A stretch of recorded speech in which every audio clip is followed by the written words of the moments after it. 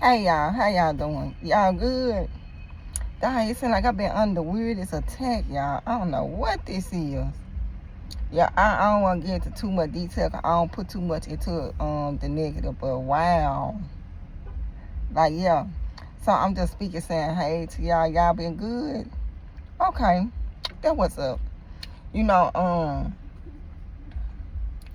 you know, I be tickled, y'all. Like, I be tickled how God got me out here, right? I be tickled how God got me out here. It's people, y'all. And I'm talking about like men. Like, it's people that like they have like they got like mental disorders. I say that like they got like mental disorders or undiagnosed mental disorders. Like all these people with undiagnosed mental disorders. You know, it's a lot of people like that, right? It's a lot of people that just like undiagnosed. Some of them might be diagnosed, but a lot of time when you deal with like Memphis and especially like the men from Memphis, you be like I'm trying to say it. I ain't gonna no. I'm trying to figure out how to say this. It ain't for everybody, but for a lot of people here in the city, the men, you know, it seems like it's just something that just like it's just not clicking. So it's not clicking or what? It's not clicking. I'm trying to figure out how to say this. Like it's like something mentally is off. Like it seems like something mentally is off. Like spiritually, like this is what I feel. I feel like with the men, that's why a lot of people be like, no, they don't fool with Memphis. Like they already know. Like people on the outside know what it is, but people who actually live in Memphis, I think they comfortable and they think that it's normal, but it's not normal. But they just kind of been like desensitized to everything going on, you know. And I'm speaking, and you could say the women, because if you looking at the men and how the men is in the city, then you got to be like, well, dog, what the women looking like? Y'all get what I'm saying? So with me, and I done dealt with the rough of the rough. I done dealt with the rough of the rough, and these men who like some of them have been diagnosed, some of them do take medication and stuff like for mental conditions. When they come in contact with me, when these people come in contact with me, they talk to me 5 minutes and they be like, nah, something wrong with her. I don't know, have the same reaction. But like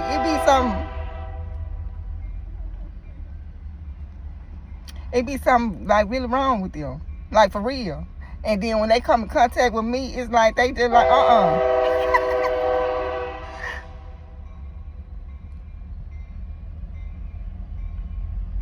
I'm gonna see if they gonna keep blowing their horn.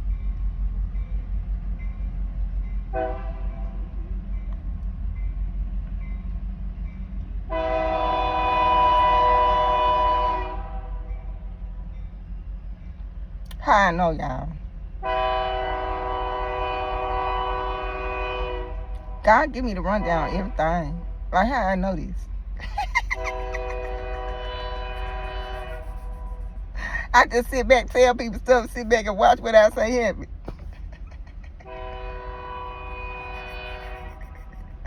And I ain't never, the trains and stuff don't blow their horns like that. So I'm like, is they gonna keep blowing their horn? And this was before they even were blowing their horns. Like, how did I know this? Yeah. So, y'all. So I be tickled because when people talk to me, I don't care who it is. Like, as soon as I start talking, all of them have the same reaction and be like, something is wrong with you. Like, all of them say the same thing, and I'm looking like, huh? So if something wrong with me, my thing is, why do people feel the need to want to be in my space? Why do people feel like even with them saying something wrong with me, they still is drawn to me and want to be around with me and want to hang out with me and want to be cool with me, but you say something wrong with me? And I have this reaction from every single person. And all I do in my spirit is be laughing with God, like, dang, God, you got everybody thinking something wrong with me. I can talk to him within, like, shoot, I ain't got to have a conversation for long. Like, the people who you think mentally, like, just might be something wrong, like, 5 minutes of talking to me, they like, all of them have the same reaction though. They 5 minutes into the conversation, even the ones you think is like something wrong with them, they looking at me like, no, it's something wrong with you. But then they still be trying to hang out and stuff like that. So, okay, y'all. So, and then I say that because, like, I went to get me, like, a sandwich. So, I had went to, like, Lenny's to get me a little sandwich. So, I'm sitting down waiting on my sandwich. So, it's 2 dudes walking to Lenny's. And so, 2 dudes walking to Lenny's, I think that, like, social media just killed the social, like, vibe for people. Like, I feel like people just don't have social skills, like, men or women, really. They just don't have social skills at all. Like, them being behind that internet all day, every day. They don't even know how to approach people and just have a casual conversation. So, as I'm sitting just randomly waiting on my food, 2 people walk inside. When they walk inside, the dude just randomly was like, so what you get? So what you eating? And me, I was like, huh? Like, what you talking about? He was like, what you pick? What you order?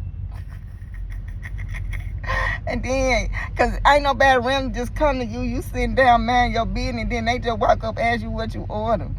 So then at this point, I was like, well, shoot, I just got me a little chicken Philly. I just ordered me a chicken Philly, you know. And so at that point, you know, so I guess he was trying to just small talk, but he didn't know how to small talk. So I'm just sitting here minding my business, and out the blue, he just like, what did you order? I was like, I ordered chicken Philly. So then at that point, you know, he just started talking about how he, you know, ordered like, he like, you ain't get the regular Philly? I like, nah, I don't eat red meat. I said, I don't eat red meat. I don't eat pork. I don't eat ground beef. The ding, ding, ding, the alarm going off. I ain't even 5 minutes in the conversation. He already look like something wrong with you. So when he asked me about, I ain't get the Philly, regular Philly, I like, nah, I got chicken. He like, what, I don't mind asking, do you mind asking? He said something about, you know, he wanted to know why. Like, why you don't eat Philly? I was like, well, for spiritual and religious reasons. Y'all, the radar, if it ain't no signs, them the signs right there. Like, you still going with this conversation with me? I told you, people just be drawn in. I guess I'm mysterious or something. So then at that point, you know, he was like, oh, okay. And then he like, he wanted to just like small talk. So then at this point, you know, I was like, well, I don't really eat there. I was like, and then, you know, me, I was just like, well, let me initiate the conversation. I said, well, you know what? I said, when I used to eat the whole food, I used to love the Phillies. Like, I used to love Phillies from Dennis. I said, but since I changed my diet, I do chicken Philly. So then at this point,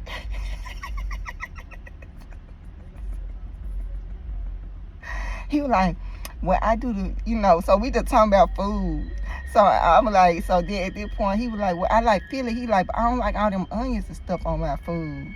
I don't like all that on my food. So then when he tell me that, I was like, oh, I know exactly what kind of food you like. I'm like, you eat kid-friendly food. I said, your food be kid-friendly. I talking about, you don't eat no onions, no bell pepper, no nothing. I said, your food kid-friendly. Like, that's how you cook for kids. That man was laughing so hard. He was laughing so hard. And then at that point, he was like, no, you just got to see. And I said, the peppers is the seasoning. What are you talking about? The bell peppers and the onions, that's the seasonings. But when I would tell him his food is kid-friendly, I'm telling me grown man, his food kid-friendly. Like, he was laughing so hard, y'all. But it wasn't in no disrespectful way. Like, it really was funny. But, because that's all I could think of. I'm like, dog, that's how I cook for my kids. Because they don't be wanting all that in their food. You know, kids don't like to see all that. So when you try to use a little bit of, you know.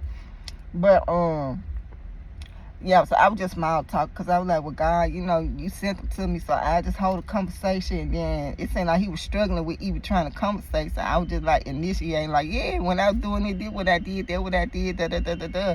And then at that point, by the time I'm talking about kid friendly food, but then at the same time, I'm like, out of, I'm the wrong one to talk to. Like, I'm the wrong one to talk to.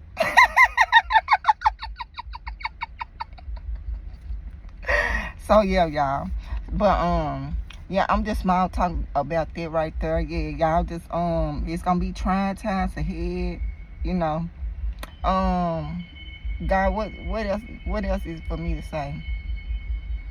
My mind. You know, I told you a while back, God kind of shifted the way my mind, so to speak, a little bit, and you know, so my thoughts be coming so fast. Like I got to figure it out. Like I can't explain. But it's some kind of shift, something went on with my mind. And the way I be processing stuff has shifted. Even my dreams have shifted a little bit. And so I'm going to work on getting all that together. You know, probably setting up a little different than how I'm setting up, because a lot of time I need time to just like, to just let everything flow the way it needs to flow. And so I'm going to end up just setting everything up a little differently anyway. And just doing it like that, because I really been lazy with it.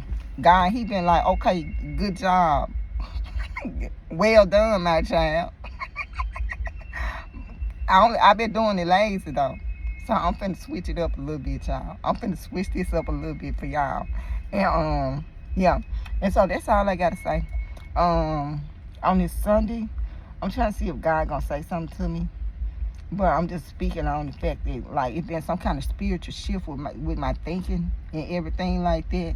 And God just seemed like he taking me deeper than before. So my mind and stuff, I'm just trying to process how I'm receiving my information. It seemed like I'm looking at my hands like, is these my hands? Like, what's going on? Like, that's how I'm feeling. That's how I'm feeling for real.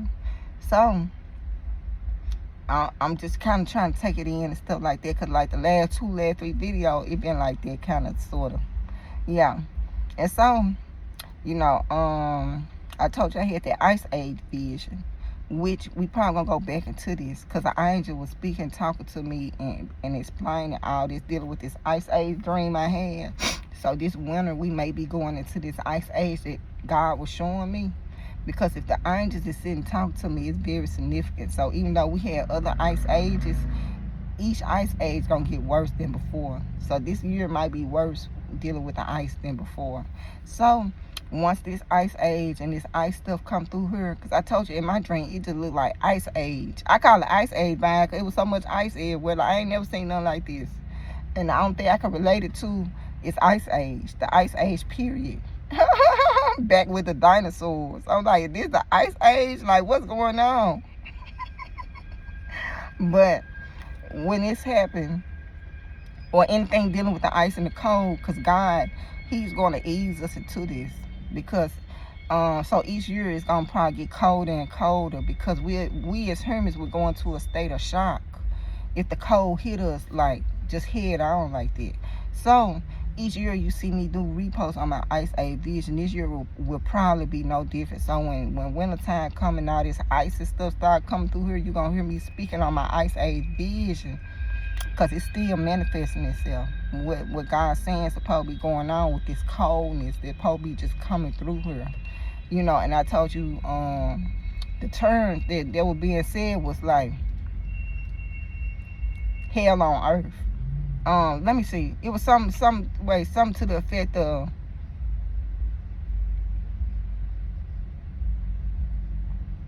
I don't know, I can't remember word for word if it said something about hell freezing over, but it was something dealing with the cold.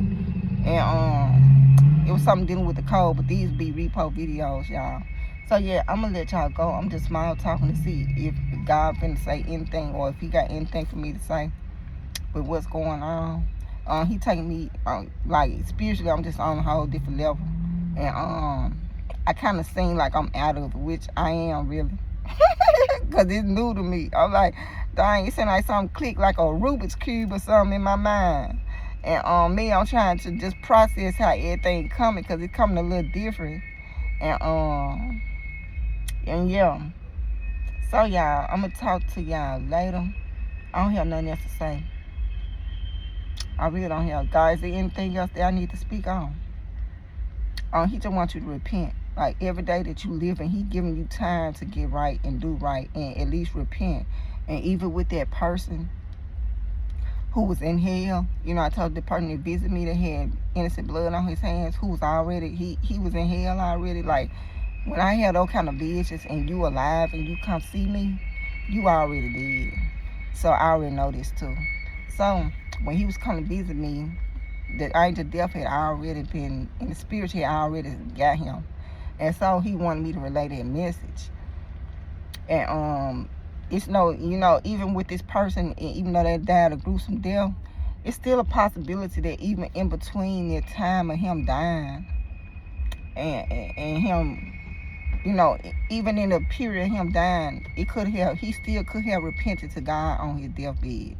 I don't know if God gave him the option to repent on his deathbed. All I was saying was what my dad said, and what my dad said was like he was already in hell. So if he was already in hell when he talked to my daddy 9 times 10, that's where he was, and he didn't repent. Sometimes God give people the option to repent on their deathbed. So some people, you'll be shocked. They live their whole life one way, and then they cried out to God. But that little split second option, that's a thin line to be walking out here, y'all. So get right now. If you did any wrong, if you did any wrong, just take it up to God. And when I think on people that I've been around in my past, it's a spirit of God that's on me, and it calls people to start confessing. Like, people just start confessing. And that person that had the innocent blood on their hands was not the first person that confessed. Like, I noticed this, like, because I'm starting thinking like, dog, why they confessing? Because it's what's on me. And so when I get around people, they all confess. Like, people have confessed so much stuff, y'all. Like, so much stuff. All they do is just start confessing. And then I couldn't ever figure out what it was. Like, I'm like, I don't want to know what y'all got going on. But they still, like, when they get around me, the spirit on me just causes them to start confessing all this stuff. And so with that dude who I was saying was a serial murderer, he was confessing to all this stuff. And I was like, I know I ain't heard what I heard. But he ain't the first one that done came to me and I been in my presence and just randomly started confessing, like, all this stuff. Like, he's not the first one.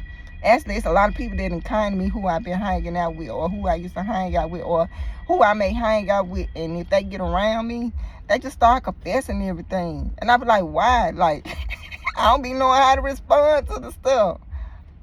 Yeah, I noticed that too, y'all. Like, it just be, they just start confessing. Yeah. So, and God, if you did anything, he's going to forgive you. Even if it's deal with murder, he's going to forgive you. Like, because, yeah, he gonna forgive you. Like, us on this earth, we look at murder as something bad. God might look down on the preachers that led 1,000 sheep into hell. God look at them harder than he look at a murderer. Look at what he did with Paul. He changed him Saul to Paul, and made him an apostle. And he was a murderer. And all he did was kill Christian, and God used him. So, I mean, us in our society, we look down on people that kill people. But in the spiritual, I think God I think it's worse for a person that has led his sheep astray. So I think, like, these false prophets, false teachers and stuff, I look at other people who speak on, like, their positions in hell, and how, it's harder in hell in these certain positions for these certain people. So, I mean, if you did anything, nothing, God got the floor open for everything you possibly have done to repent and get right and do right. He's giving you time.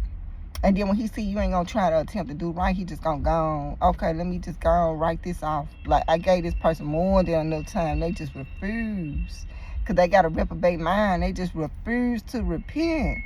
And yeah. So, y'all, I'm going to let y'all go. Y'all enjoy y'all day.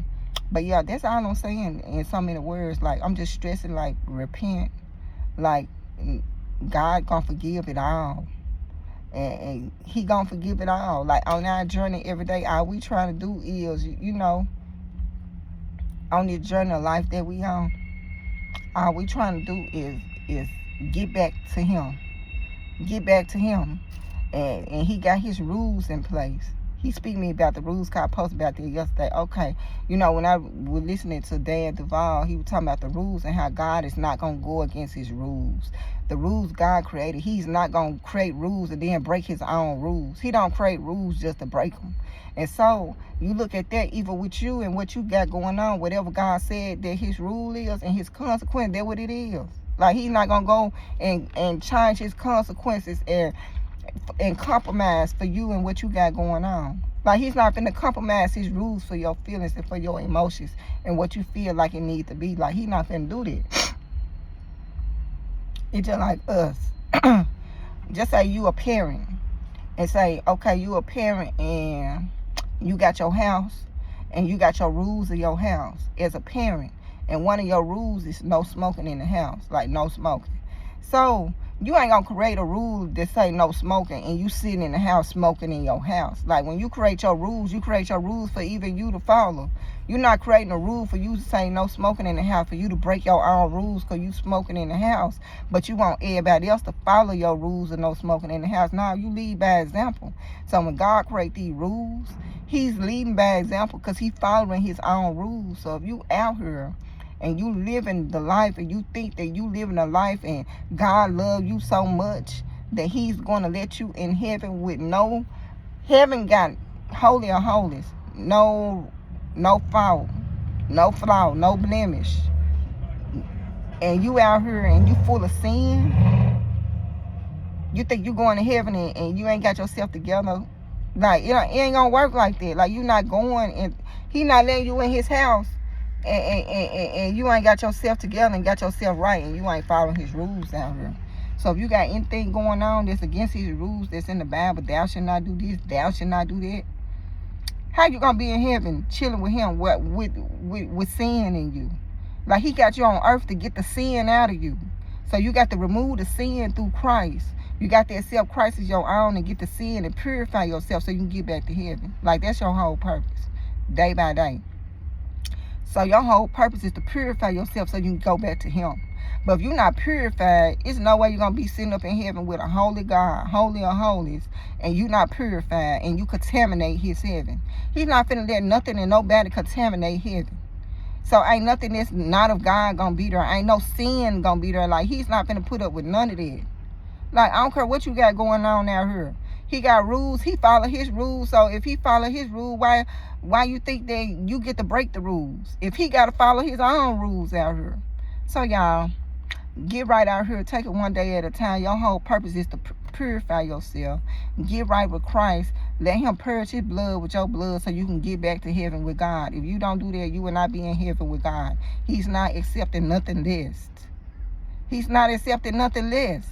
So I'm gonna let y'all go. Y'all enjoy y'all day.